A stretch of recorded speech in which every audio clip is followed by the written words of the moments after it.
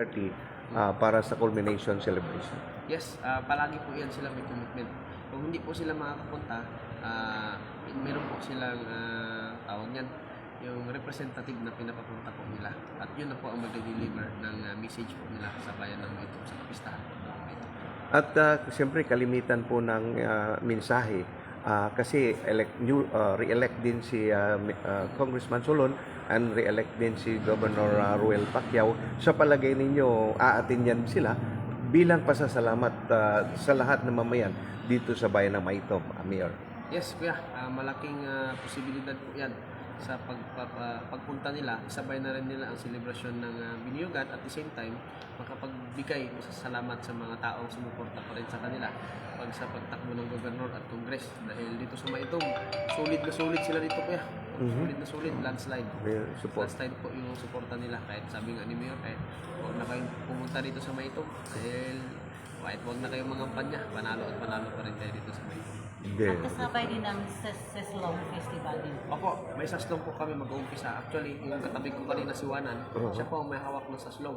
Okay. So, binigyan po yan ni Mayor ng budget na 800,000 para lang po sa festival po nila, para ma-highlights. Kasi itong Biniyugan Festival, highlights po ito sa mga kapatid natin na tribu. Okay. So, sila po ang pinakamalaking budget. At na-promise din yan ni Mayor. So, kudos sa mga kapatid natin ng mga IP. Very good. Ang Maytub po, Doc Sandigan po from Siseños and the same time Alsuara, Pinpoint, Iski Times at member po tayo ng PNP Press Corps. At ang Maytub po ay isa po sa magaling sa dancing contest. At palagi po pong napapasabak during of pista ni Governor Ruel Pacquiao noon sa Marato, nandun sila. At even other Sultan Kudarat, Pesta ng Kalimuran, nandun din sila. At siyempre ang inyong kuya na mayor, at bago kayo na-elect, at ano ba ang mga sikreto ng inyong pamilya? At lalong-lalo na itong dance contest ng Maytub, ito ba ipagpapatuloy nyo na lalong gaganda pa sa pamilya ng Reganit, Mayor? So, magandang tanong yan po yan, no? So, isa yan sa mga sikreto namin. Isa din po yan sa dahilan kung bakit po ako kalaban. Kasi nga, ang sabi ko lang, kung ano po yung nasimulan ni Kuya Brian, ang aking kuya na mayor, yun din, siya din po kapagpapatuloy ko. No? Kaya lahat po actually dito ng mga dancers. Kasi ang sagot po niyan kung bakit sila magaling, hindi po sila nagkulang ng suporta po sa aming bayan dito sa munisipyo po ng Maytub. Hindi po kami nagkulang kahit mga players namin, mga baseball, lumalaro po yan ng palaro pambansa. So hindi po namin sinasayang kasi alam namin malaki po ang puruhan ng mga batang yan. So, napaka-talented. At marami pang talented dito ng mga bata dito sa Maytub. At hindi po nagkulang si Kuya Brian kasama ang munisipyo, no? Kasama ang mga sangguniang bayan, Vice Mayor sa pagsuporta sa mga bata. Kaya na-impluwensyahan talaga sila at yan po ang resulta. Palagi po silang nananalo, kung hindi man, at least nakakasali doon sa mga top 3 ng mga runners. Na-interview ko kanina, actually babalik kami kagad. Alam po namin na makikisingit lang kami sa inyo dahil overwhelmed nga kami, apat no, iba't ibang outlet kami ng media dahil you are very approachable sa media at talagang alam po namin na walang tinatago, lalong-lalo na ang inyong pamilya pagdating sa pagsiservisyo dito sa Maytub. At na-overwhelm kami ni pare JK itong Centennial outlet doon sa isa po sa sinusulong ni Presidente itong free wifi at kung saan po ay sabi niya ang Maytub ay maganda ang trato sa kanila bilang lalong-lalo na doon sa free wifi dito sa Sarangani, Mayor. Ano po ang inyong masasabi sa free wifi na isa sa programa ng ating mahal na Pangulong Ferdinand Bongbong Marcos? Actually, yan free wifi na yan, laking tulong po yan. Lalong-lalo na dito sa lugar namin kasi nga lahat po, hindi naman po sa lahat ng lugar dito may signal. So nauuso po dito yung free wifi. So laking tulong yun. How much more kung free wifi pa? Kaya masasabi ko dyan sa programa na yan, hindi lang yan pang estudyante, pang kalahatan na yan. Sa rescue, so kung may baha, may kalamidad. So at least makakontak agad at makahingi agad ng tulong. So sa mga estudyante, so napakaganda sa mga estudyante, hindi na sila mahirapan magpunta ng town, makigamit ng computer o wifi. Kahit nasa bahay na lang sila o nasa barangay may wifi. madali na lang para sa kanila. So pangkalahatan, estudyante ka man o hindi, makakatulong po ito sa atin. Medyo na-late po ako sa kay Paring Bagwis. Ano yung abangan doon sa inyong pista, Mayor? Na talagang, siyempre bagong ilik kayo at medyo batang-bata pa at wala kayong katunggali kaya very proud to say na ang inyong pamilya ay mahal ng taga-Maytom, Mayor. So, sa tanong mo kuya sa pista po namin, ay nag-open po kanina ng May 19. So, simula nung May 19, meron po kaming, inumpisahan po namin ito sa economical service. Okay. Tapos may fireworks po agad. Live band, at pagkabukas, yung flag ceremony, flag raising ng 19 barangays namin. At 21, nung Mindanao, open namin ng women's volleyball. Meron din kaming basketball, meron din kaming regional taekwondo. Tapos na po yan. At saka yung aking first half marathon challenge, akin po yun. Ako po ang organizer po noon. At ngayong araw ay yung Moro Day namin. At pagka sunod na araw naman, kasalan ng bayan namin. At ang aming Farmers Day is May 28. At ang aming IP Day is 29, Women's Day. At ang aming main event, yung aming culmination day is nasa May 30. So, yan po, lahat po. Babalikan ko lang yung kasalan ng bayan kasi marami akong nakikita ng mga pobre, mga tatlo ng anak at hindi na pa nakakasal. Katulad ba na ibang bayan to na pre yung certification, yung ano ba yung marriage contract, pre ba ito, Mayor? Baka magkaroon ako ng girlfriend dito, baka pwede na rin ako, pre. Joke lang. Maraming salamat po sa nanonood. At baka may katanungan si Pare JK. Okay. At dito po sa atin mahal na Mayor. Last question, Mayor. Ano po inyong mga priority doon sa inyong siyempre po kayo. At alam po natin na ang inyong kuya ay magaling din naman na naging Mayor. Ano po ang inyong mga priority na naman na baguin or lalong dagdagan o igitan pa ang atin siyempre na natapos ang kanyang termino kasi dahil na rin sa kanyang kabaitan, Mayor. Magandang tanong kuya. No? So sa term po na babaguhin, kung ako po ang tutunungin, wala po tayong babaguhin. No? Kasi matagal na pong nabago. Ang tamang sagot dyan ay pagpapatuloy. So pagpapatuloy natin, number 1, yung ating pinakamagandang nagawa ni Mayor, yung peace and order dito sa bayan ng Maytom. So yan po ang top priority natin. No? Pangalawa, yung ating edukasyon.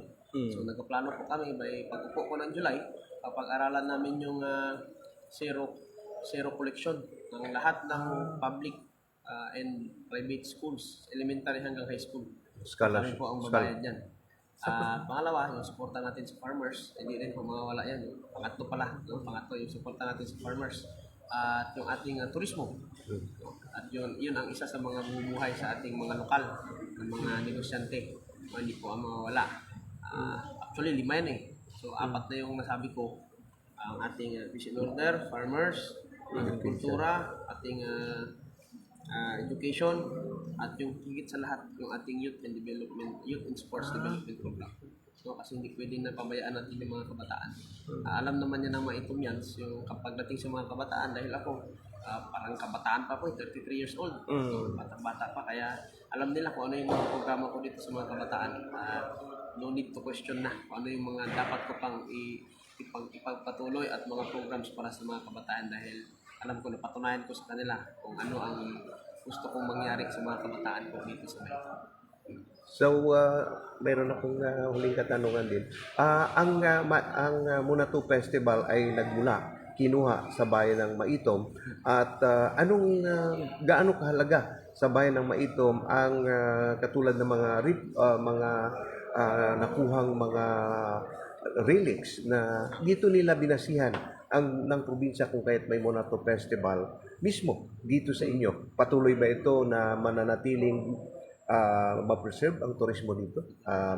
Yes, kuya, kasi yung banga na po na yan, isa po yan sa pinakamatandang banga na natagpuan dito sa bayan sa Pilipinas. Whole Philippines, yan na po yung isa sa pinaka-oldest na banga. Kaya nga, pag-upo ko, may kaming nakausap na yung sa regional, sa tourism natin na officer, gusto po nila magtayo dito ng yung building na tourism. Pero ang kailangan nun, provide kami, mag-donate kami ng lupa para po sa building na iyon. At sila na po. At yun na, na sistema, makukuha po namin yung mga original namin na mga banga. So isa po din yan, kaya nga nasa top priority ko rin yung tourism dahil pag-upo ko, asikasuhin po namin yan. Para yung mga banga namin na mga nandun sa National Museum, mapunta po, maibalik po dito sa munisipyo namin. Very. At the same time, pag meron na po yan, madadagdagan po yung turismo namin. Tourist spots namin Income, dito sa Maytong. Yes, nandyan na rin yan, yung income ng munisipyo. Dadagdag po yan. Mensahe po para sa lahat ng mamayan dito sa bayan ng Maitom bilang pasasalamat na kayo pa rin ang sinuportahan, tinulungan, at syempre, ganoon na rin sa buong pananalig na nasa inyo ang tuloy-tuloy na tagumpay at progresyo ng bayan ng Maitom. Mayor. Salamat po, no? So, Maytom yan. Sa una, nagpapasalamat tayo sa mahal na Panginoon sa patuloy na pagbigay sa atin ng blessings. At syempre, pinili po ninyo kami na mamuno sa bayan ng Maitom.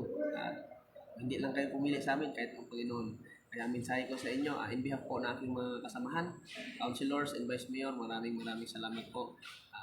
Nasabi ko, hindi po kayo nagkamali na pumili ng mga officers ng bayan ng Maitom. Gagawin po namin yung aming sinumpaang tungkulin para po sa lahat ng Maitomians.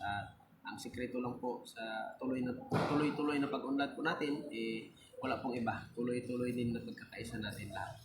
Muslim ka man, matribo ka man, o Christian ka man. Basta tuloy-tuloy lang pagkakaisa. Sigurado, tuloy-tuloy din po ang pag-unlad ng bayan ng Maytom. Yun lang po. Maraming salamat. Congratulations, Honorable James Reganet, punong bayan ng Maitom. Lalawigan ng Sarangani. Magandang hapon po. Magandang hapon. God bless. Maraming salamat po sa atin taga-subaybay at yan po no, ito yung atin isa po sa tinanong na kahit saan po itong street dancing ay sikat po ang Maitom, Sarangani, kung saan po ay inyo po mapapansin dito po nagmumula itong Maitom street dance at lumahok po sa Tulon itong North Cotabato during of pista po or sa Kalimuran Festival ng lalawigan ng Sultan Kudarat. Ito po yung kanila isa sa mga gamit at na-interview po natin ang pinaka-new ilig na batang-bata pa, ang kapatid po ng natapos ang kanyang termino, si Sir Brian Reganet at yung kanyang kapatid na new elect mayor ng Maitom at pinagbigyan po tayo na ma-interview at upang malaman kung ano nga ba ang kanyang sinusulong at lalong-lalo na dito sa turismo ng Maitom. Ito pa rin ang inyong lingkod, Doc Sandigan, nagbibigay ng kahit saan man dito sa isla ng Mindanao ay news information na mga latest po. Inyo pong abangan. Mabuhay po kayo at isang mapagpalang araw sa ating mga minamahal na taga-subaybay.